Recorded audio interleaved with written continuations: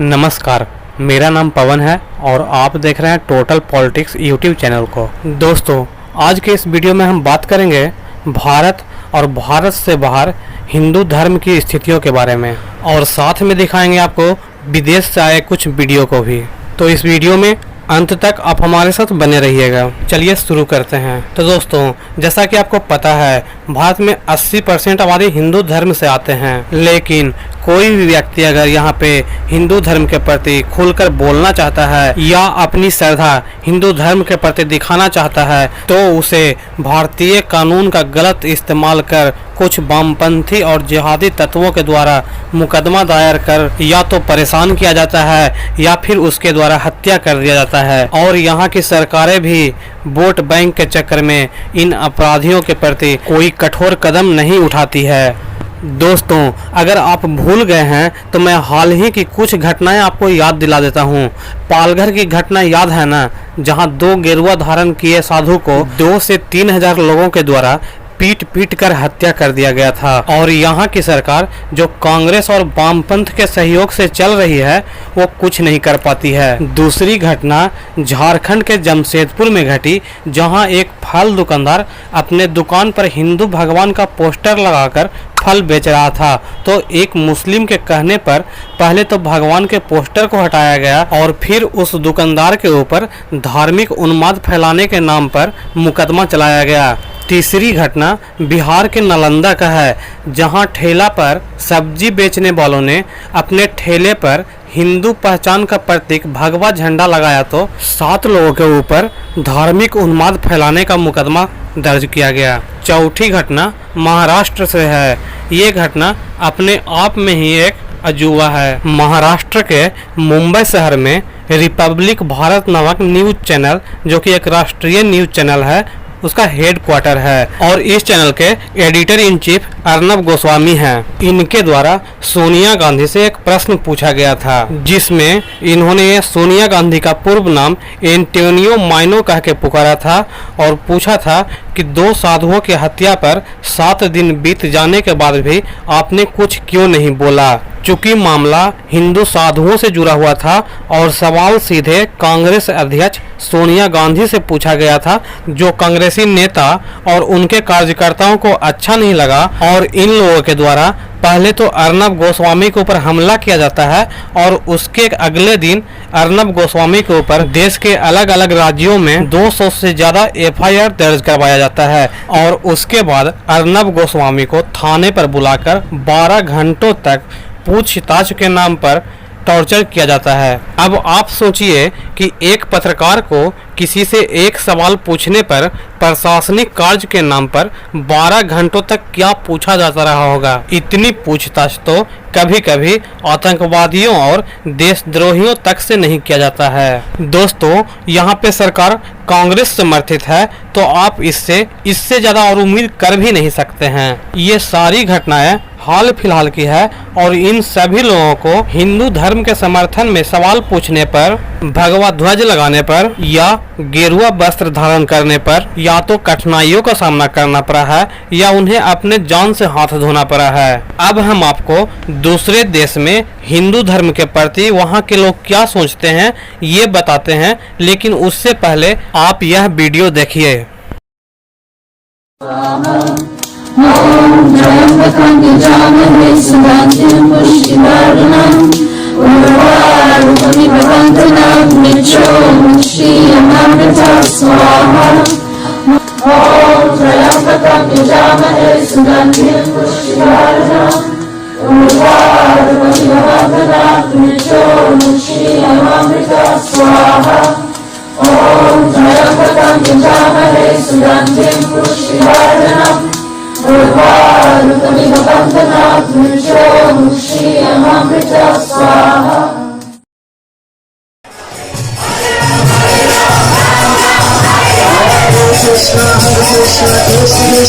Hare Hare, Hare Rama, Hare Rama, Rama Rama, Hare Hare.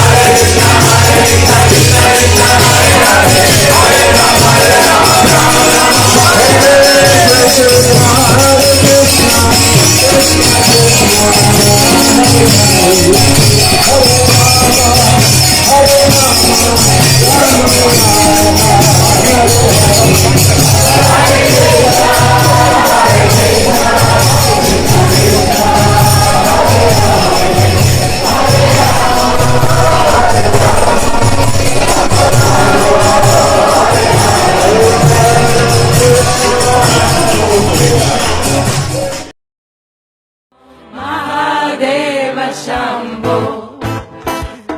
Shiva Shiva Shiva Shambho, Shiva Shiva Shiva Shambho, Shiva Shiva Shiva Shambho, Shiva Shiva Shiva Shambho, Mahadeva Shambho, Mahadeva Shambho.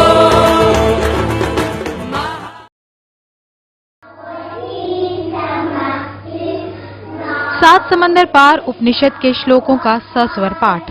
London के Saint James junior school का ये नजारा किसी को भी हैरान कर सकता है। वहीं इंग्लैंड, जिसने भारत पर 2 दशक तक राज किया, अब अपने देश के कई स्कूलों में छोटे बच्चों को संस्कृत की पढ़ाई को अनिवार्य कर दिया है।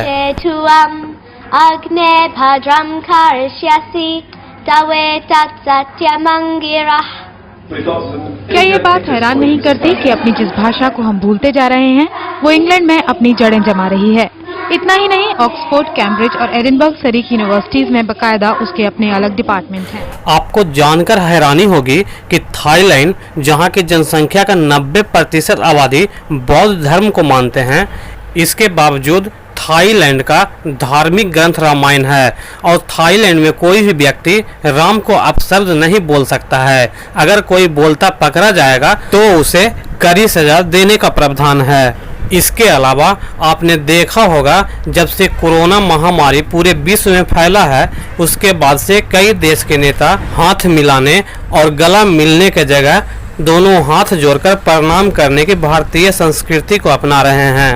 अभी हाल ही में विश्व की सबसे बड़ी महाशक्ति अमेरिका के राष्ट्रपति भवन यानी व्हाइट हाउस में अमेरिका के राष्ट्रपति डोनाल्ड ट्रंप ने पवित्र वैदिक शांति पाठ करवाया है। और अब इस तरह की न्यूज अक्सर सुनने और देखने को मिल जाती है। जरा सोचिए, आज हिंदू और हिंदुत्व को लेकर 80% हिंदू जनसंख्या वाला देश भारत कहाँ है, और विदेश जहाँ 10% से भी कम हिंदू रहते हैं, वहाँ की स्थिति क्या है। अगर भारत में रहने वाले हिंदू अब भी अपनी स्थिति को नहीं समझे तो बहुत देर हो जाएगी और बाद में पछताने के अलावा और कुछ नहीं कर पाएंगे। अगर आप हमारे इन बातों से सहमत हैं तो कमेंट में जय श्री राम जरूर लिखिएगा। आपको हमारा यह वीडियो अच्छा लगा है तो इसे लाइक करें, और अगर हमारे चैनल पर पहली बार आए हैं तो हमारे चैनल को सब्सक्राइब जरूर कीजिएगा। फिर मिलते हैं आपसे ऐसे ही किसी और वीडियो के साथ। तब तक के लिए आपको हमारी तरफ से best of luck. Thanks for watching my YouTube channel. जय हिंद, जय श्री राम।